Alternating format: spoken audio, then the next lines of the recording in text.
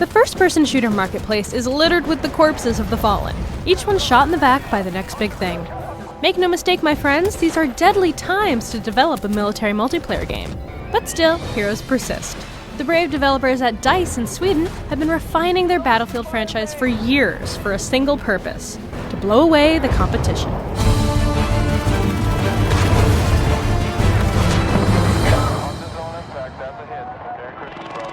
In Battlefield Bad Company 2, the heat definitely gets turned up a couple of degrees. But since you're smart, like us, you're asking yourself, with so many other shooters out there, what is it exactly that makes Battlefield Battlefield? Well, soldier, while Battlefield Bad Company 2 contains a full single-player campaign, we're going to highlight the multiplayer mode in all its glory, and show you why we think you'll be in good company with Bad Company 2. At first look, it may seem like any other military shooter, but there's a special sauce that sets Battlefield games apart.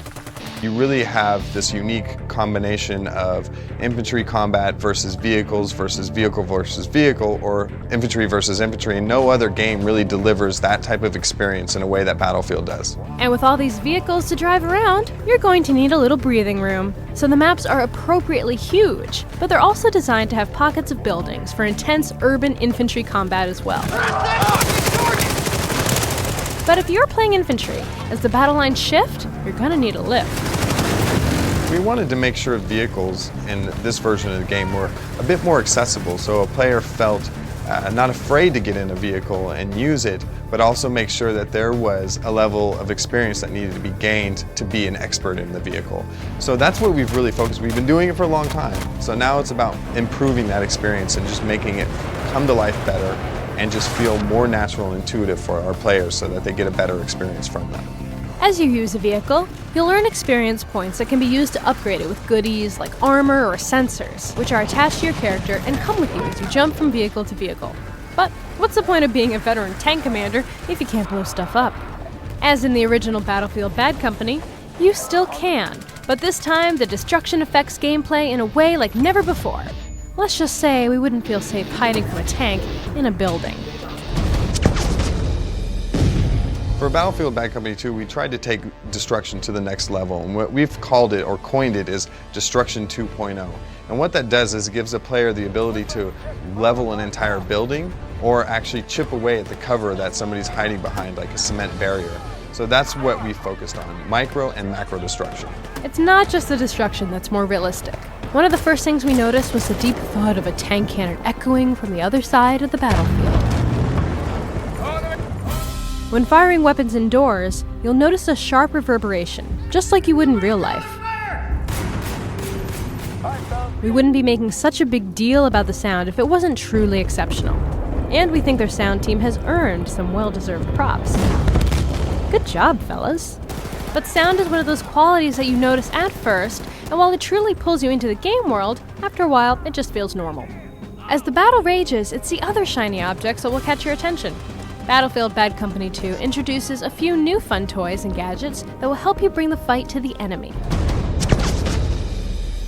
You're going to have a lot of cool gadgets, toys, and equipment that you're going to have access to, and it's dependent on the class that you pick. So for instance, if you pick the Recon kit, you're going to get a sensor ball that'll kind of give you a blip, a sonar blip of where the enemies are. Hey, light tank over there.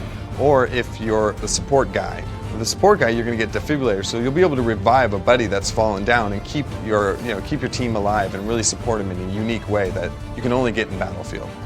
As you can see, it's pretty tough out there. But in order to survive, Battlefield players have learned to become team players.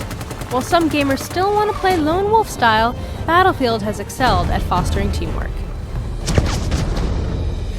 In previous titles, the squad system was sometimes a little bit clumsy and a little bit bloated with the different options that you had. So we've really refined that experience to make it more understandable and more intuitive for the player so that they communicate better.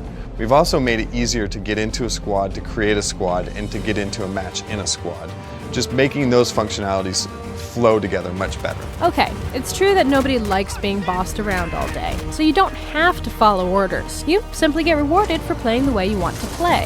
It's also going to be a lot simpler to join and play as a squad, without the bloated menu of commands, especially when all you usually need to know is what to attack or defend.